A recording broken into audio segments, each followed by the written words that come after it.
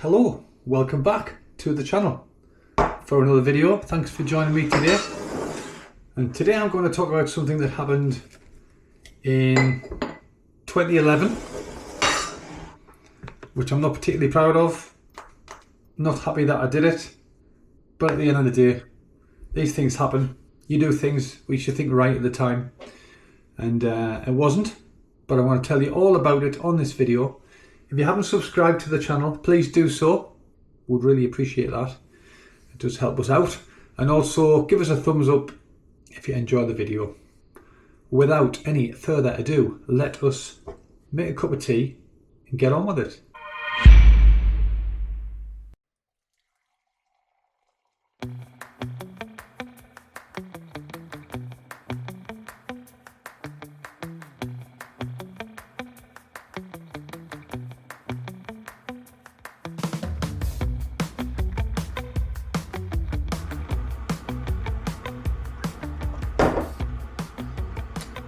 Let's go. Okay, so quite a few years ago, I can't exactly remember when it was, to be honest. I'm probably trying to put it out in my mind. But anyway, I was visiting Thailand on holiday, and we used to go out on a Saturday, a group of lads, most of us from Sunderland. We used to meet up and we used to go out around Pattaya and do a bar crawl. And then we'd come back on a night and then we'd go out around the Soi Buakhao LK area for a drink. So one night, one of the lads who came out with us knew the owner of a restaurant called the 18 Coins. Now a lot of people will know the guy in question. I'm not going to name him on here, as much as I'd love to, but I won't. But as I say, a lot of people will know the guy who owned the 18 Coins restaurant. He had it for quite a few years, and it was based downstairs in the 18 Coins Hotel, and it was a very successful business. But the owner of the 18 Coins Hotel apparently had decided that he wanted to put the rent up, and the rent was going to be extortionate. So he decided that he was going to move out of there and he was going to move over the road into the Marley Hotel, and he was going to rent some space there, and he'd agreed to rent with them before I even got wind of the opportunity. So I've since found out quite a few things. One, that he'd been in partnership with someone else, and something had happened between them, and he'd ended up leaving and coming back to England. So anyway, myself and Nina had a discussion about it. We came back to the UK, and I decided that I would invest in it. And he invested £17,000 in it. So all was good at first. I was there when we actually opened over the road in the Marley Hotel. It was the same size premises, had exactly the same staff because they just moved across the road, same chef and everything. But the problem was that I was now back in England, and it was high season at the time. So actually there wasn't a problem getting any profit from the business because it was high season. I was a bit naive really. I shouldn't have probably bought the business. In fact, I shouldn't have bought the business, but I did. And everything was rosy in the garden. We went back on holiday a few months later, and I just noticed a few things that weren't right. The guy was drinking in the bar in the restaurant all day, and he wasn't paying for any of the beers, which frustrated me because it's now a partnership. So if you're going to do something like that, and you need to be obviously telling me about it. And obviously he was eating there for free, which is fine. I don't mind that. He'd always done that, and I don't see that being a problem. But he was drinking a lot. But he was drinking a lot, and I mean a lot. So he'd get up at 10 o'clock. He was driving to the restaurant, drinking in the restaurant, then going down Beach Road for a few drinks, then driving back and drinking in the restaurant again.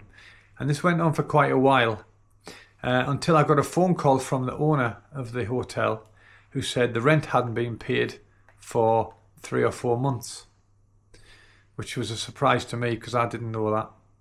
So I went to see her, and she was ready to kick the 18 Coins restaurant out and bring someone else in to rent the space. So I decided to have a chat with her, and I explained the situation, that I wasn't living there, but I was a partner in the business. And I came to an agreement where we would pay the rent every day in cash, because obviously we're in the hotel building, but we'd also pay extra off what we actually owed from the 3 or 4 months that he hadn't been paying the rent.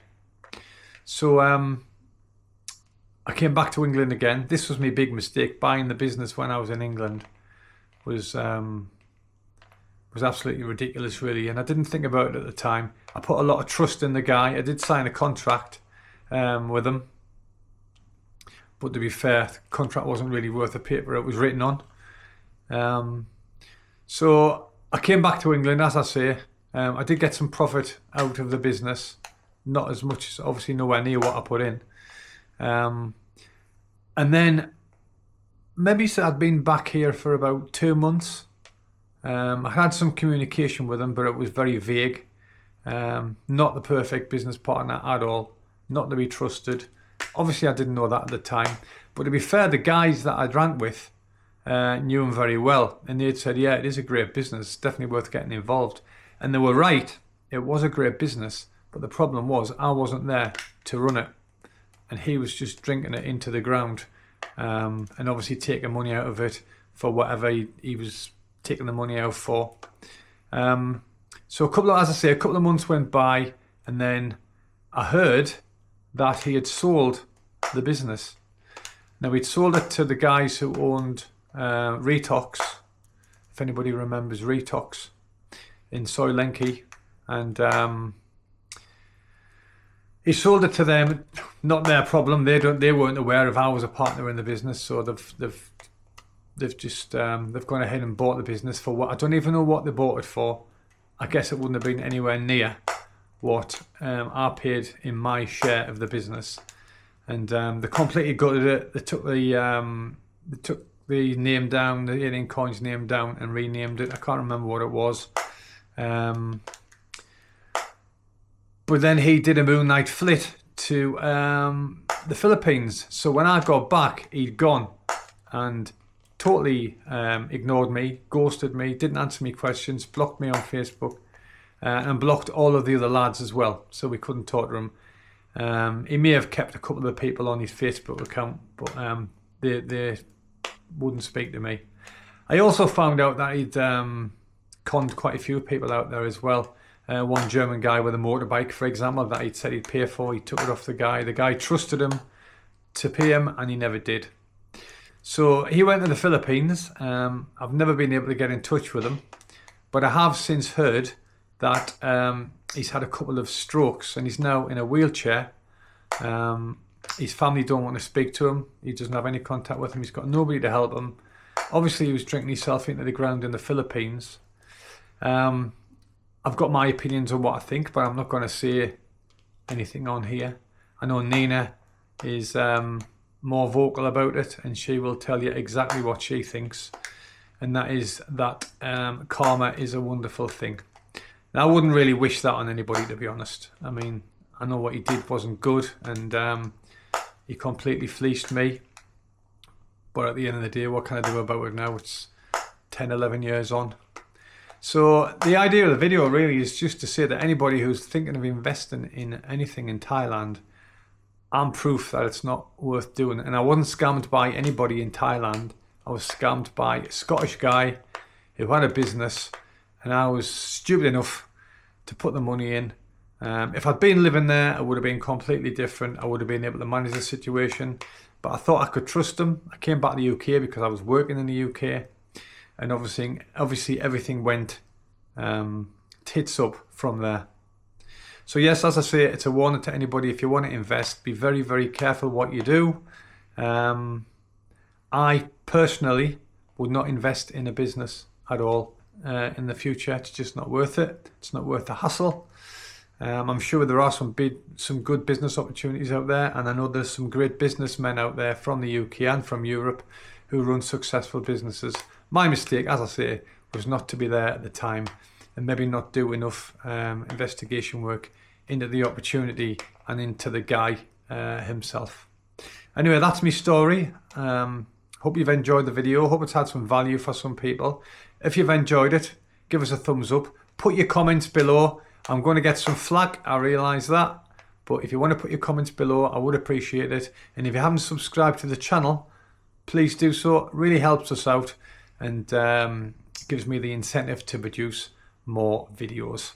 We've got a live coming up at the weekend. I haven't decided on the day yet, but I'm going to put a post out there as soon as I've decided, and we can discuss this topic as well as many other things on the live stream. Thanks to everybody who did come on the last live stream. Really appreciate it. It was the first one I've ever done. Not perfect, but the next one should be much better. I've got the proper streaming software in place now. So hopefully it's going to be a good live stream. And if you can join us, I'll see you then. Thanks for watching today, and I'll see you on the next one. Bye for now.